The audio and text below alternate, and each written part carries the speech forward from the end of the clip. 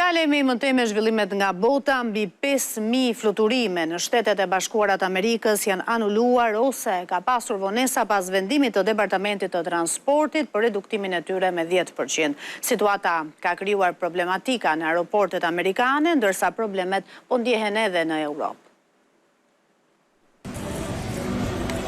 Reduktimi me 10% i fluturimeve në shkallë kombëtare në Shtetet e Bashkuara ka shkaktuar kaos në aeroportet kryesore të vendit. Vetëm të premten u anuluan mbi 1.000 fluturime, ndërsa rreth 4.100 të tjera patën vonesa të gjata. Gjendja e krijuar pas vendimit të Departamentit të Transportit dhe Autoritetit të Fluturimeve Ajrore për të larguar nga puna 10 kontrollor ajror në 40 aeroportet më të ngarkuara. Prej 37 ditësh ata punonin pa pagesë pasi republikanët dhe demokratët në Kongres nuk po arrin marrëveshje për buxhetin e pjesshëm. Sipas autoriteteve, shumë prej tyre ishin dypunësuar për të siguruar të ardhurat, duke arritur nivelet e rrezikshme lodhjeje që cënonin koordinimin e sigurt të fluturimeve. Për të shmangur rreziqe ndaj mira pasagerëve çdo ditë, qeveria urdhëroi që ata të pezullohen nga detyra. Kaosi në Shtetet e Bashkuara ka shkaktuar vonesa zinxhir edhe nëpër aeroportet ndërkombëtar në Europë më gjerë. Aktualisht reduktimi i fluturimeve është 4%, por pritet të rritet gradualisht në ditët në vijim, derisa të arrijë në 10%. Autoritetet paralajmërojnë se gjatë fundjavës së ardhshme, nëse situata politike mbetet e pazgjitur, numri i fluturimeve të ndërprera mund të shkojë deri në 20%.